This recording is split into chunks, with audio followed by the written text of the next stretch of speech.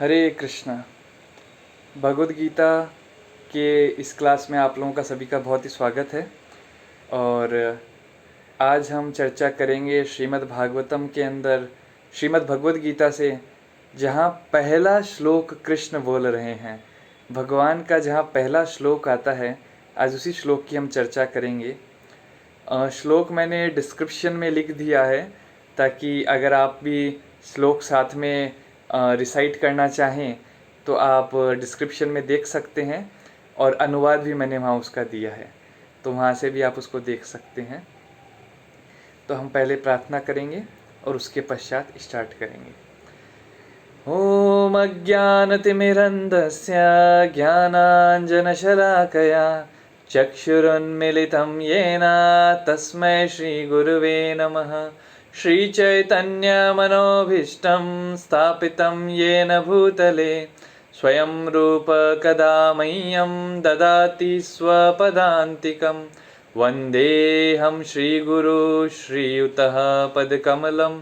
श्रीगुरुर्वैष्णवांश श्रीरूपं साग्रजातं सहगण रघुनाथान्वितं तं सजीवं साद्वैतं सावधूतं परिजनसहितं कृष्णचैतन्यदेवं श्रीराधा कृष्णपादान् सहगण ललिता श्रीविशाखान्वितांश्च।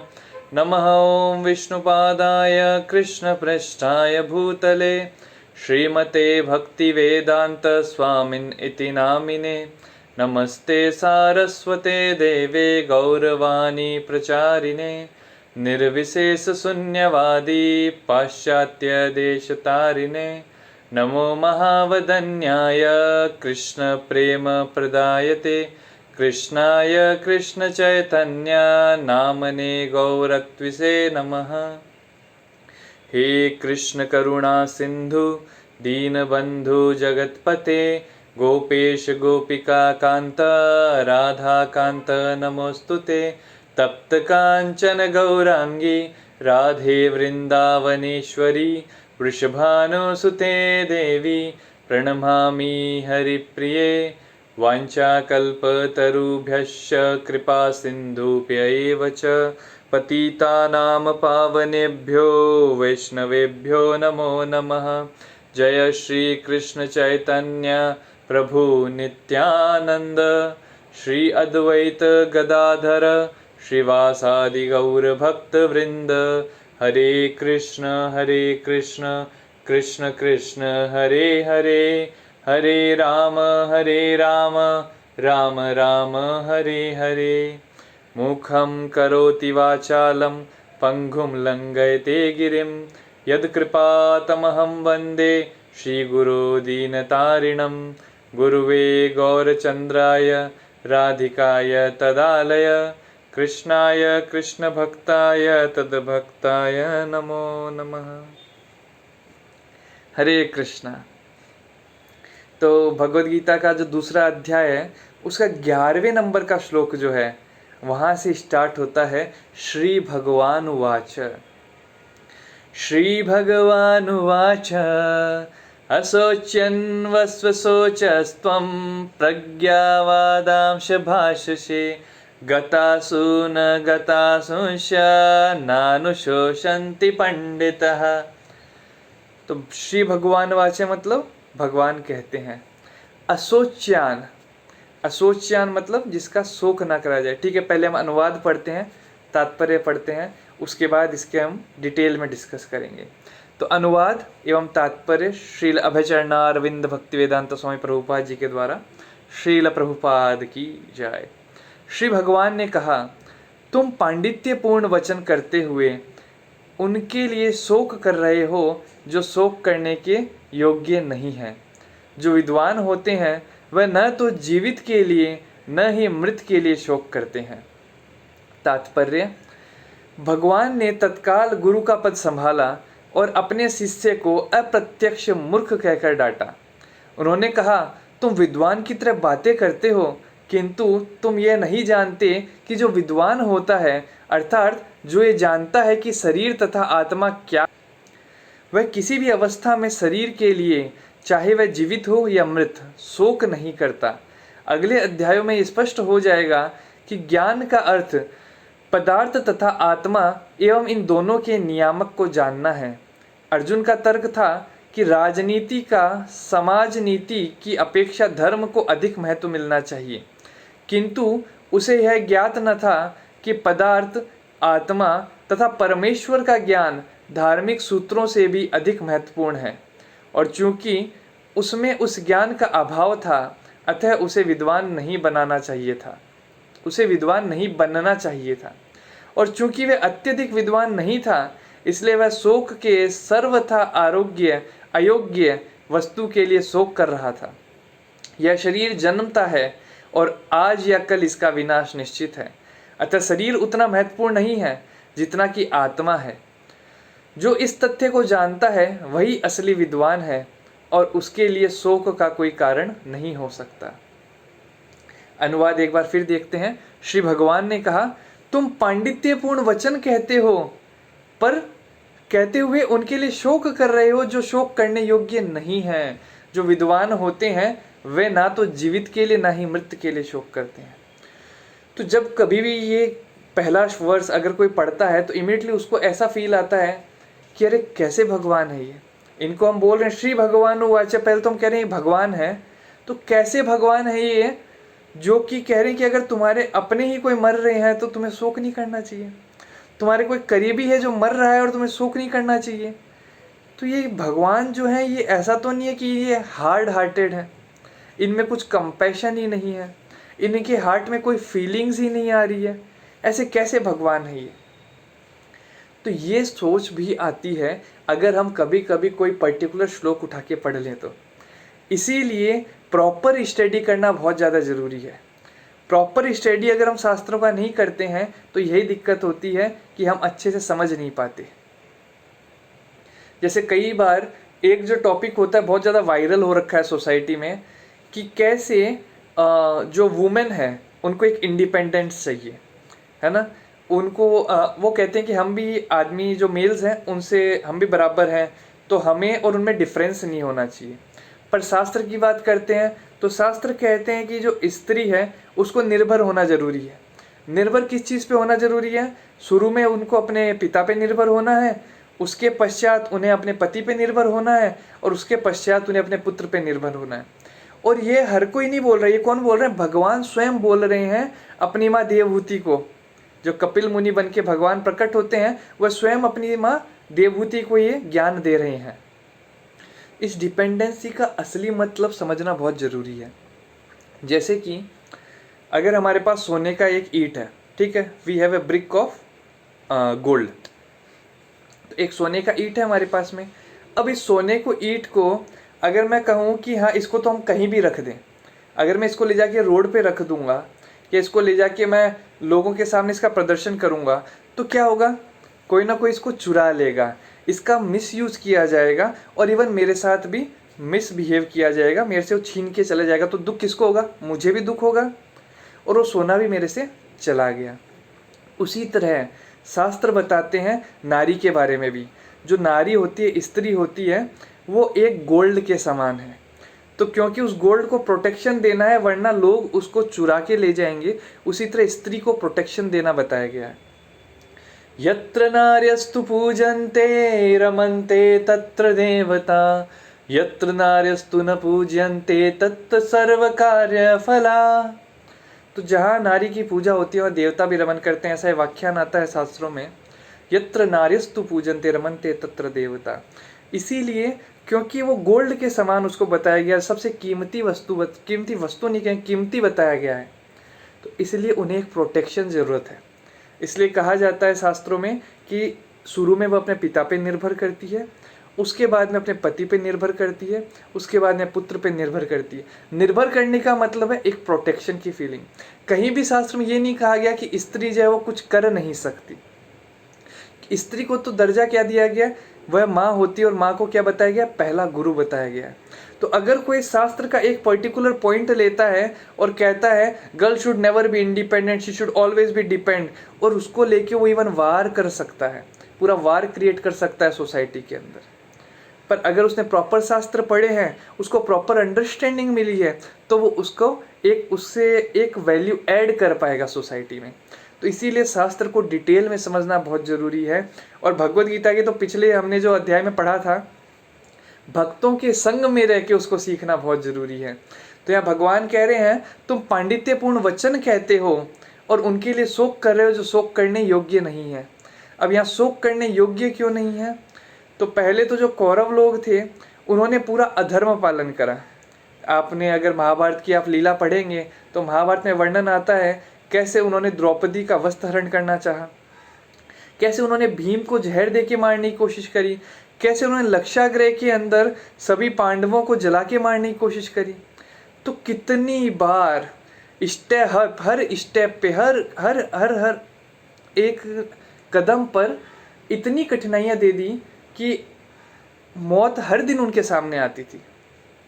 तो ये हमें देखना चाहिए, समझना चाहिए कि जो यहाँ पे कहा जा रहा है, भगवान कह रहे हैं, उसके पीछे रीज़न क्या है, उसके पीछे कारण क्या है। अगर हम उस कारण को नहीं समझेंगे तो हम उसका एक मिस इंटरप्रिटेट कर देंगे। प्रभुपाद जी यहाँ परपट में बताते हैं, भगवान ने तत्काल गुरु का पद संभाला और अपने शिष्य को मूर्ख कहकर डांटा। तो गुरु की ये एक ड्यूटी होती है, गुरु की ड्यूटी होती है अपने शिष्य को डांटना, करेक्ट करना, उसको और आगे बढ़ाना।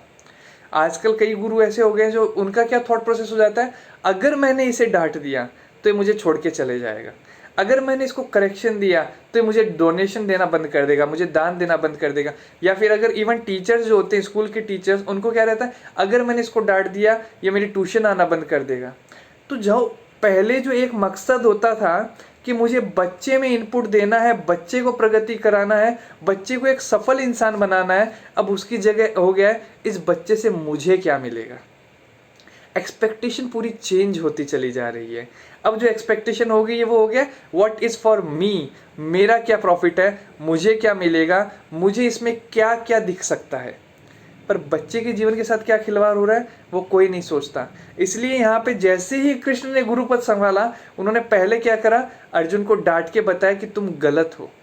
और अभी गलत बता कौन सकता है, हर कोई गलत नहीं बता सकता। जब भी कभी कमियां बताने का होता है ना, सब लोग खड़े हो जाते हैं और कहते हैं हमें कमियां बतानी है, हमने तुम में ये फॉल्ट देखे, तुम में ये खराबी है, तुम में वो खराबी है।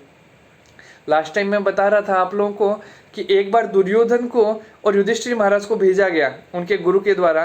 युधिष्ठिर महाराज को बोला जाओ ऐसा इंसान खोज के लाओ जिसमें कोई खराबी ना हो, जिसमें कोई भी अच्छाई ना हो। और दुर्योधन को बोला गया ऐसे इंसान को खोज के लाओ जिसमें कोई भी खराबी ना हो। दोनों खाली हाथ लौट के आए, क्योंकि युधिष्ठिर महाराज को जितने भी इंसान उन्होंने देखे उन सब में कुछ ना कुछ अच्छाइयाँ दिख रही थी, और दुर्योधन ने जितने भी लोग देखे उसमें उन्हें कोई ना कोई कमी दिख रही थी। तो यहाँ पे एक लेसन जो मिलता है वो क्या है कि जैसे आपके अंदर है वैसे ही आपको बाहर प्रकट होता है। अगर आपके अंदर हृदय में अच्छाइयाँ हैं तो आपको बाहर दूसरों में भी अच्छाइयाँ दिखेगी, और अगर आपके हृदय के अंदर अच्छाइयाँ नहीं हैं तो आपको दूसरे में भी अच्छाइयाँ नहीं दिखेगी। तो वहीं यहाँ पे देखने को हमें मिल रहा है कि हर कोई इंसान ये फॉल्ट फाइंड जो करता है उसके पीछे कुछ कारण होते हैं, तभी वो फॉल्ट फाइंड करने लायक है, तभी उसको वो अधिकार दिया जाता है। और वो क्या है, जो 17वां चैप्टर है भगवद गीता का 17.15 नंबर श्लोक, अनुद्वेग करम वाक्यम सत्यम प्रियम हितम चयत, सत्यम प्रियम हितम चयत। तो आप कब बोल सकते हो, किसी को करेक्ट कर सकते हो, अगर वो सत्य है, प्रिय है, हितकारी है। इन जनरल सत्य, प्रिय, हितकारी है तभी आप करेक्ट कर सकते हो। पर अगर आप उसके टीचर हो या उसकी रेस्पॉन्सिबिलिटी आपके अंतर्गत आती है, तो अगर वो सत्य है और हितकारी है पर अगर प्रिय नहीं भी है तो भी आप करेक्ट कर सकते हो, क्योंकि आप उसके ऑथोरिटी हो। अगर आप ऑथोरिटी नहीं हो तो आपके पास कोई भी हक नहीं है उसको करेक्ट करने का। करेक्शन करने के चक्कर में आपने संबंध खराब कर बैठोगे। उसके पश्चात यहाँ पर अपने प्रभुपाद बताते हैं, अर्थात जो ये जानता है कि शरीर तथा आत्मा क्या है, वह किसी भी अवस्था में शरीर के लिए, चाहे वह जीवित हो या मृत, शोक नहीं करता। और ये जानना बहुत जरूरी। इसके ऊपर आगे में बहुत अध्याय में हम वर्णन इसका बहुत डिटेल में करेंगे, पर यहाँ एक सिंपल क्या है, आत्मा क्या है। जैसे मैंने ये कुर्ता पहन रखा है, ठीक है, अभी कुर्ता जब फट जाएगा, घिस जाएगा, तो मैं इसको बदल लूँगा, मैं दूसरा कुर्ता पहनूंगा। या फिर जैसे मेरा एक चश्मा है, ठीक है, अब ये चश्मा जो है ये अगर समय के साथ गिर के टूट जाता है तो मैं इसको बदल लूँगा। मतलब वह चीज़ जो समय के साथ खराब हो रही है, हम उसको बदलते हैं, उसे कहा जाता है मैटर। मतलब उसके अंदर जान नहीं है, वो मैटर है, ठीक है। तो जो शरीर है हमारा, ये भी एक मैटर है, क्योंकि आत्मा जो है जैसे ही छोड़ देती है शरीर को, ये शरीर भी खराब सा गिर जाता है। और जो आत्मा है वो एक है लिविंग फोर्स। जैसे गाड़ी आप देखते हैं तो गाड़ी में अगर ड्राइवर नहीं बैठा है, चाहे वो टेस्ला ही क्यों ना हो, अगर ड्राइवर उसको हैंडल नहीं कर रहा तो गाड़ी मूव नहीं कर सकती। कोई बोले कार तो ऑटोमेटिक है, पर उसका बटन दबाने के लिए कोई चाहिए, है ना। तो कोई भी अगर वो काम करने के लिए है तो वो एक सोल और वो पूरा बॉडी। तो बिना किसी ड्राइवर के जिस तरह कार मूव नहीं हो सकती, उसी तरह बिना आत्मा के शरीर मूव नहीं कर सकता। और आत्मा जो है वो सच्चिदानंद है, उसका कभी अंत नहीं होता, वो हमेशा है। पर शरीर का अंत होता है, इसलिए जो मैटर है उसके खोने पे दुख नहीं होना चाहिए, क्योंकि वो तो और नया आ सकता है। तो अगर शरीर खो भी जाता है, शरीर खत्म भी हो जाता है, तो दुख नहीं करना, क्योंकि आत्मा को दूसरा शरीर मिल जाता है। जिस प्रकार हम हमारे शर्ट बदलते हैं, टी शर्ट बदलते हैं, उसी तरह आत्मा शरीर बदलती है। तो ये जो ज्ञान है न, जो कि पदार्थ आत्मा तथा परमेश्वर का ज्ञान धार्मिक सूत्रों से भी अधिक महत्वपूर्ण है। तो यहाँ प्रोपा जी क्या लिख रहे हैं कि धार्मिक सूत्रों से भी अधिक महत्वपूर्ण है आत्मा, परमेश्वर और पदार्थ का ज्ञान। आजकल हम देखते हैं धर्म के नाम पे बहुत हिंसा होती है। सब लोग कहते हैं मैं इस धर्म का हूँ, मैं उस धर्म का हूँ, मेरे धर्म में ये है, मेरे धर्म में वो है, पर धर्म का अर्थ क्या है वो लोगों को पता नहीं। जैसे नमक होता है तो नमक का धर्म है नमकीन, है ना, नमकीन जो उसका स्वाद है वो उसका धर्म है। जो पानी है उसका धर्म है तरलता, कि वो लिक्विड फॉर्म में बह रहा है, वो उसका धर्म है। अग्नि का धर्म है हीटनेस। उसी तरह आत्मा का धर्म जो है वो है भगवान की सेवा करना, भगवान की सेवा करना, भगवान के भक्तों की सेवा करना। ये धर्म है किसका? आत्मा का। और जब तक ये धर्म वो करती है तो उस धर्म को कहते हैं सनातना। तो हम यहाँ कोई भी धर्म वैसे स्पेसिफिक नहीं बोल रहे कि तुम हिंदू हो, सिख हो, मुस्लिम हो, ईसाई हो। ये आत्मा का धर्म यहाँ वर्णन कर रहे हैं जिसे सनातन कहा जाता है। और ये जो धर्म है, आत्मा का धर्म है, वो किससे जुड़ा है? वो भगवान से जुड़ा है। एक सोसाइटी से नहीं जुड़ा, एक घर से नहीं जुड़ा, एक परिवार से नहीं जुड़ा, एक सोसाइटी से नहीं जुड़ा, एक देश से नहीं जुड़ा। ये भगवान से डायरेक्ट जुड़ा है। आत्मा का परमात्मा से कनेक्शन है, और वो जानना बहुत जरूरी है, क्योंकि जब तक हम आत्मा को परमात्मा से कनेक्ट नहीं करेंगे, हम हमारे जीवन में एक लॉनलीनेस, एक सेपरेशन, एक डिप्रेशन की फीलिंग में डूबते चले जाएंगे। और वो बहुत इंपॉर्टेंट है हमें उस चीज पे वर्क करना। यहाँ लिखा है, और चूंकि उसमें इस ज्ञान का अभाव था, अतः उसे विद्वान बनाना नहीं चाहिए था। तो ये ज्ञान जो है ये बहुत इम्पोर्टेंट है कि हम हमारा नेचर पहचाने, हमारी आत्मा का नेचर पहचाने और उसके अनुसार कार्य करें। और चूंकि वह अत्यधिक विद्वान नहीं था, इसलिए वह शोक के सर्वथा आरोग्य वस्तु के लिए शोक कर रहा था। और यही होता है हमारे जीवन में, क्योंकि हमें ये नॉलेज नहीं है कि हम आत्मा है, शरीर नहीं है। हर छोटी छोटी समस्याओं में हम तड़पने लगते हैं। अगर बच्चा पढ़ाई कर रहा है, पढ़ाई में मार्क्स अच्छे नहीं आ रहे, वो डिस्टर्ब हो जाता है। अगर मार्क्स अच्छे आ रहे हैं, जॉब नहीं लग रही, तो डिस्टर्ब हो जाता है।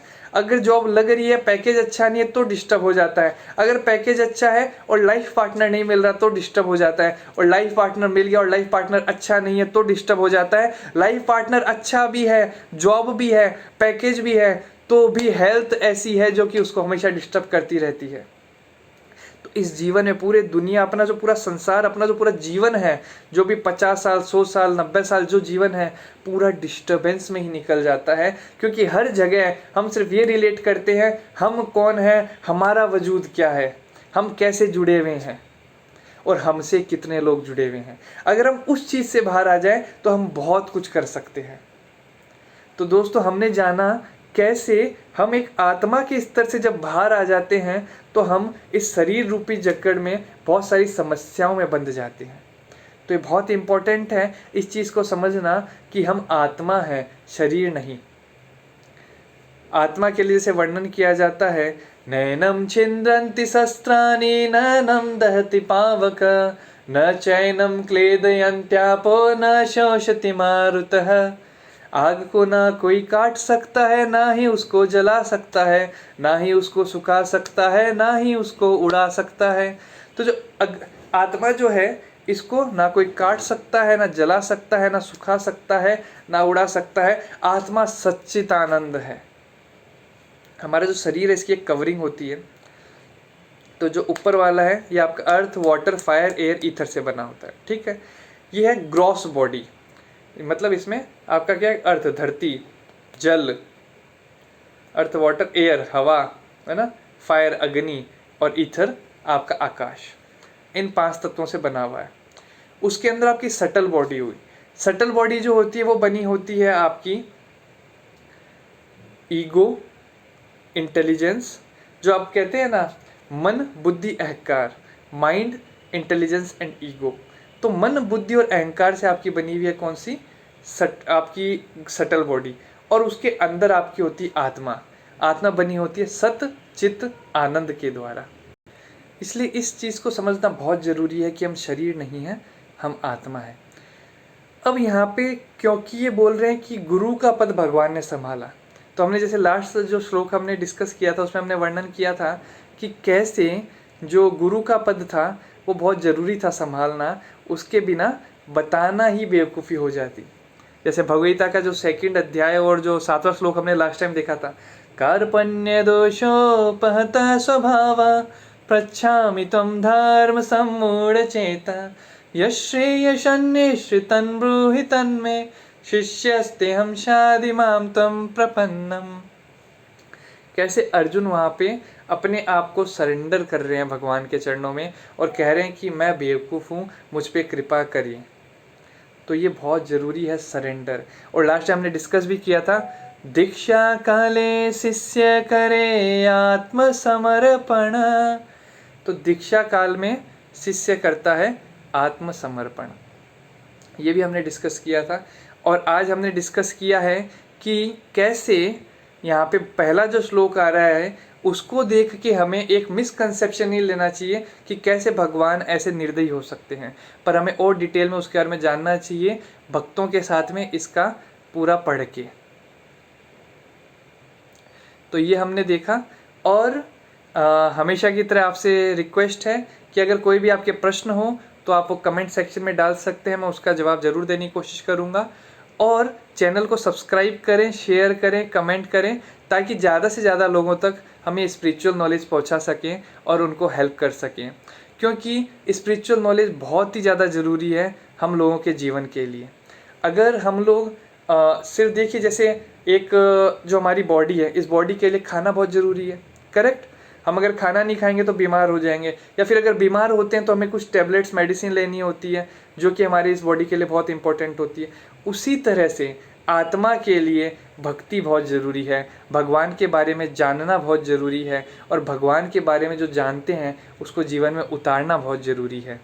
तो इसलिए आप सभी से अनुरोध है, अपने जितने भी फ्रेंड्स हुए उनको भी आप शेयर कर सकते हैं, उनसे भी आप कोशिश करें वो लोग भी और लोगों को शेयर करें, और ताकि हम बहुत अच्छे से ये जीवन में अपनी स्पिरिचुअलिटी ला सकें। तो आज के लिए इतना ही। श्रील प्रभुपाद की जय। हरे नाम हरे नामेव केवलम कलौ नास्तेव नास्तेव नास्तेव गतिरन्यथा। हरे कृष्णा।